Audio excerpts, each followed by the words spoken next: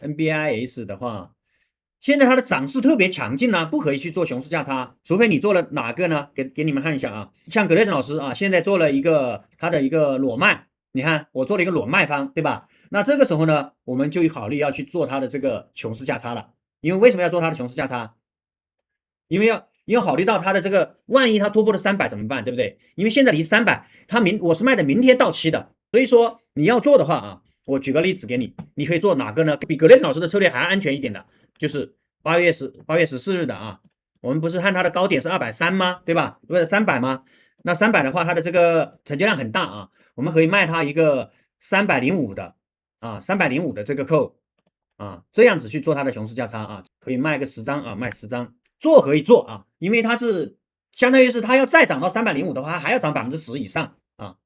我们可以看一下这个策略，这个策略相对来讲是这个胜率可以说是胜率比较高的策略啊，这也是格雷森老师愿意让大家去做的策略啊。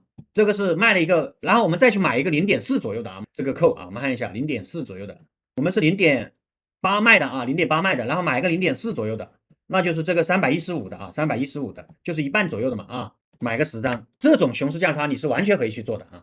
我是建议大家去做的，为什么呢？你相当于是在抄格雷森老师的底，格雷森老师做了一个默认轮，认为它涨不到300，结果那个已经爆亏了啊，已经亏了69%了啊，50张已经亏了2250块。所以说再做熊市价差的话，这个安全系数就更高了啊。安全系数怎么高呢？就是80块钱一张卖的，做的一个卖方，然后40块钱买，就是你这个价差策略大概率，如果格雷森老师这个都能赚钱的话，那你这个策略是很稳赚40块钱一对，明白这个逻辑吗？就是如果格雷森老师这个亏钱的话，你的也有可能会赚钱，但是只要格雷森老师的这个卖300的扣赚钱，那你这个赚40块钱一张是稳稳的啊，是稳稳的，因为它明天就到期。啊，明天就到期，而且这个价格是268，大家可以去算一下，它涨到300要涨到多少啊？268还要涨多少？大家可以去看一下，268乘以1.12啊，还要涨12%，还要涨12%，所以这就是格雷森老师果断的去做这个。刚好我们这个学员问了啊，对，你可以赌啊，你看你完全可以抄我的底啊，你看我这里我是不敢加仓的啊，我跟你们说实话，就不管这是模拟盘也好，还是实盘也好，因为我尽量把它当做实盘在做啊，这个位置加仓是肯定不能加仓了，但是持有还是可以持有的啊。然后什么时候你去止损都来得及，其实它明天涨破300，这个时候你再去止损都来得及。为什么呢？我们来看一个价格就知道了，它现在不是268吗？对不对？我们就看它268的这个扣值多少钱就知道了啊，去对比一下。大家可以看一下268的扣现在是这个700多块钱一张，就一张也会亏个600多块钱，但是只要你控制仓位啊，也是亏损可控的啊，也是亏损可控的。就是你刚刚问的这个问题，我觉得是我希望我们的学员能够做到的啊，就是平时格雷老师开的单，然后有亏的啊，然后大家完全可以去做啊，就相当于是抄我的底嘛。你们把它反过来想，我去做空的话，如果我亏了，那你去做，说不定你那个做的点位肯定就比我做的点位更高，成本就更优，对不对？如果我去做多，我亏了，那你们再去做多的话，那你肯定就是抄到的底，肯定那个低位置比格雷森老师的低位更低嘛，能明白吧？所以这就是我今天做的啊，目前做的一个除了那2个双买策略，这是唯一做的一个策略啊。然后这个罗素的话，罗素这里我要把它改一下啊，这个地方的话改个1张吧，然后改个6块卖1张啊，6块卖1张，然后留一张啊，留一张，这是罗素的啊。我现在就是这个双买策略，我把买方赚了1400的，我先把它落袋为安了。然后这个买扣啊，买 put 呢，现在亏了2100，我看它能不能置之死地而后生啊。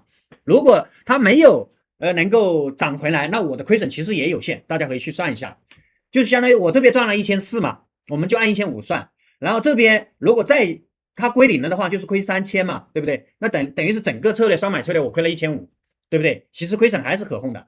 10对的话，是不是？大家能明白这个策略吧？就是我这里这个双买301的扣和301的 put， 我之前是10对，然后现在我这个买扣，因为IWM 一直在涨嘛，然后我也不想加上其他的，我就把买扣不断的去落袋为安，不断的去落袋为安。然后这个买 put 呢，我暂时也不加仓它，等它真的见顶了我再去加仓啊。现在不用加仓。格雷森老师的这个心态跟大家的心态可能不一样，我做买方呢，可能一旦发现他的跟自己预判的方向不对，相反，比如说我 IWM 我是做空的，对不对？然后我现在亏了，它跟我的判断方向是不是不一致？我没有立马的去加仓它，也没有去止损它。你们一般的动作是什么？如果期权做方向，策略建仓后是亏损的，正股走势与预判走势相反，大家的选择一般是怎么样的啊？一是割肉止损，二是加仓拉低成本，三是躺平不管啊。这里面呢，其实是大家做期权遇到的最多的问题，但是可能每个人有每个人的理解。我跟大家说一下格雷兹老师的应对是什么啊？假设如果我是做，我们以这个 NBIS 为例啊，因为我的是做的是卖方，对吧？卖方跟买方又是不一样的啊。我这个是做的卖方，而且它现在涨到300的，还要涨10%几，所以我个人认为啊，我愿意扛一扛。但是这个位置，因为它的上涨趋势是非常清晰的，对吧？日线，所以我是不敢去加仓，也不会去加仓的。所以这里面呢，我就是一个不能说是躺平不管，我是因为它明天就到期，所以我就会继续持有观察，叫持有观望啊，不是躺平不管，是持有观望，这是卖方啊，卖方。但是如果是买方，它明天到期的话，我是做的，假设我是买的是300的 put， 那我还有价格，对吧？我还有价值。但是如果我是买的什么样的一个 put 呢？买的是250的 put， 那它基本上已经没有任何，就是因为明天到期嘛，那几乎没有意义了。这个地方我可能就会割肉止损。所以说每一个标的要每一个标的具体分析，不是说一概而论的。所以期权交易不是那么简单的，就是1+1等于2。你看，这是NBIS 的应对，对吧？我之前亏了，但是呢，因为它明天到期，然后我卖的那个价格呢，你看刚刚从亏了2000多啊，对吧？现在还赚了钱了，还赚钱了。今天主要的这个就来自于它的这个应该是 NBIS 的这个